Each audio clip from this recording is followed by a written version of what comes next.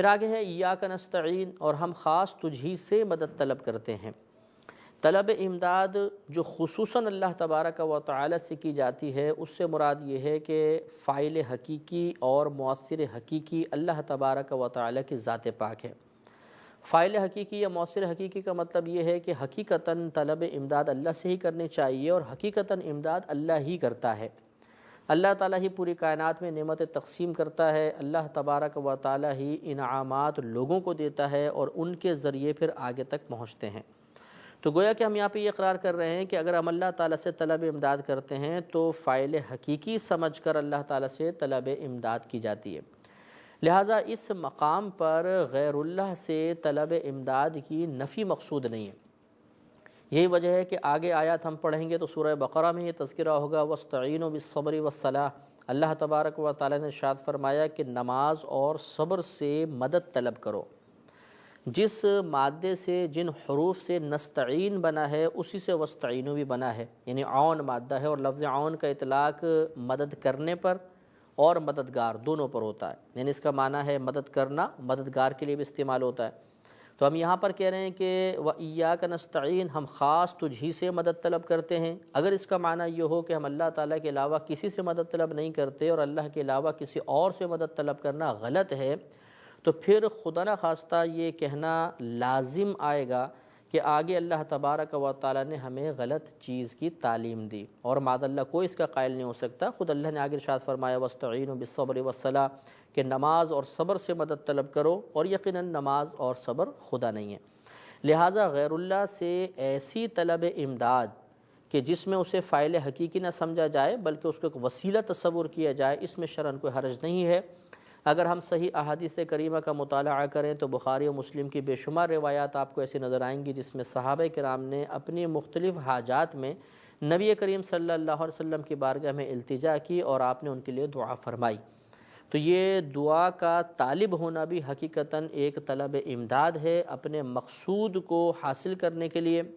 اپنے مسائل کے حل کے لیے، اپنی حاجات کو پورا کرنے کے لیے صحابہ کرام نے بارگاہ رسالت میں درخواست پیش کی، اور نبی کریم صلی اللہ علیہ وسلم نے باقاعدہ دعا کے ذریعے ان کی مدد فرمائی۔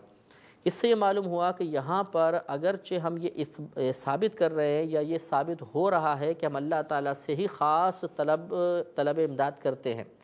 لیکن اس چیز کے ثابت ہونے سے اس بات کی نفی نہیں ہو رہی کہ غیر اللہ سے مدد مانگنا منع ہے۔ لہٰذا اگر ہم کسی سے طلب امداد کرتے ہیں، کچھ پیسے مانگتے ہیں، کسی اور کام میں مدد طلب کرتے ہیں، تو وہاں پر ہمارا نظریہ اور عقیدہ یہی ہونا چاہیے کہ حقیقتاً اس مقام پر بھی مدد کرنے والی ذات اللہ تبارک و تعالیٰ کی ہی ہے۔ یہ جو شخص ہے یا یہ جو چیز جس سے ہم طلب امداد کر رہے ہیں، یہ فقط اللہ تعالیٰ کی مدد کو ہم تک پہنچانے کا ایک وسیلہ ہے۔ اگر وسیلہ اور ذریعہ سمجھ کر ہم کسی سے مدد طلب کریں گے تو اس میں شرعاً کوئی حرج نہیں ہوگا۔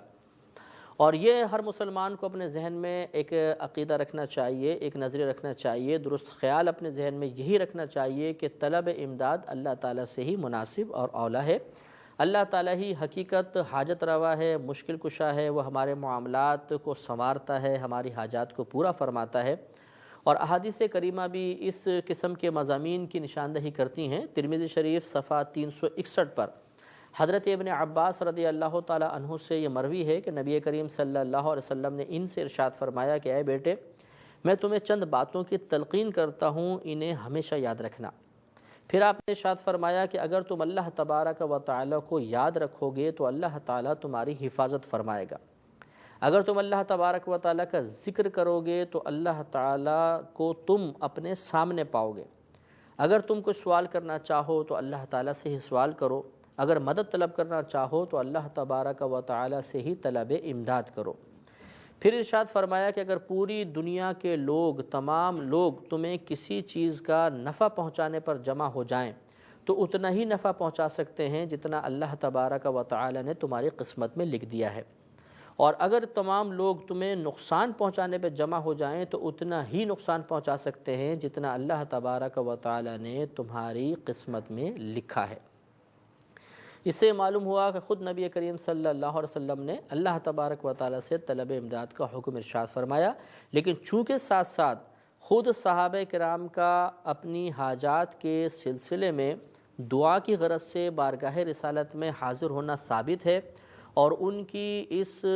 درخواست پر آپ کا باقاعدہ دعا فرمانا اور دعا کے ذریعے اللہ تعالیٰ کی بارگاہ سے ان کو انعامات دلوانا بھی ثابت ہے۔ اس سے ثابت ہوتا ہے کہ جہاں نبی کریم صلی اللہ علیہ وسلم طلب امداد کے لیے صرف اللہ تبارک و تعالیٰ کی بارگاہ میں درخواست کرنے کی تلقین ارشاد فرما رہے ہیں، وہاں بھی مقصود یہی ہے کہ فاعل حقیقی سمجھ کر، مؤثر حقیقی سمجھ کر اللہ تبارک و تعالیٰ سے ہی طلب امداد کی جائے۔ اور اگر کوئی غیر اللہ سے مدد طلب کرتا ہے لیکن